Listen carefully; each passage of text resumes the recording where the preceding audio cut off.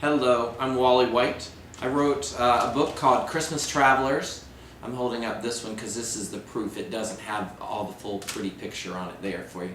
I'm reading a part that I was talking to somebody today about how people feel like they miss things from old Christmas, or when things change then suddenly they try and do it differently.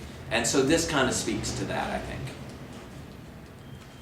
Comfort food tastes good all the time, thus the whole comfort element of the title. But in stressful times, it tastes even better. It eases the mind, relaxes the body, and gives a respite to the soul. Though there is still a frenzied swarm of other stranded passengers around them, for a moment this group is at peace as they enjoy some good old-fashioned junk food. "This is so good. Thanks again, Frank," Holly says, breaking the silence. "I still can't believe we're going to miss Christmas." "We're not missing it. It's just going to be different," Charlie says. "That's what I mean.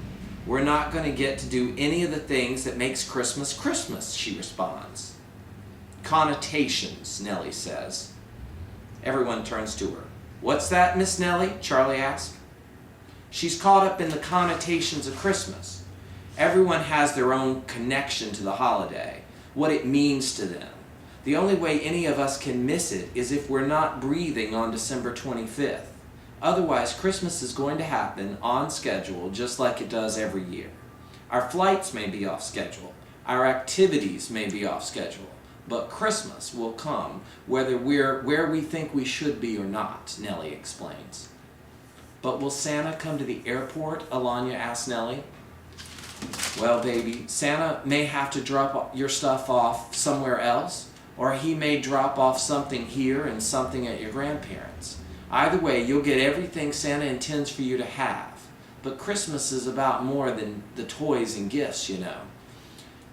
"You mean baby Jesus?" Alanya asked. "That's definitely a big part of it in my book.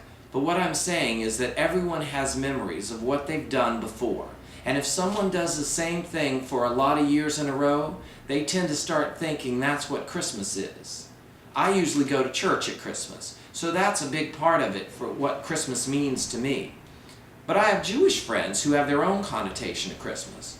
For them it means a day of Chinese food and going to see a movie. And Holly here, she's attached to Christmas as something that happens in Arkansas." Frank puts his arm around his daughter. "She's right, honey. I used to have so much fun when I was your age at Christmas, and I've kept going home every year. But after you were born, it took on a whole new meaning for me. And when you were a baby and couldn't even talk yet, your face lit up every time you saw a decorated tree. After that, I couldn't wait until this time of year came around just so I could see that look on your face again as you stared at the sparkling lights." We all have special memories, and the great thing about memories is that we can share them. And in doing so, we get to relive them. We get to picture those special moments, hear those joyful sounds, and even smell the pine or cookies or whatever happens to be part of your individual stories, Nellie says. Then she looks at Holly. "Why don't you tell us about those special moments you think you're missing? Make them a part of this day by sharing them with us." Holly shrinks back in her seat, suddenly at a loss for words. I don't know," she says. "It's just better there, I guess. You know, with my family and, well, I've always woke up in my mama's house on Christmas morning." "You woke up there a lot of mornings, but there's something special about waking up there on Christmas morning for you. What do you think that is? What do you think when you picture yourself opening your eyes on Christmas morning?" Nellie asks.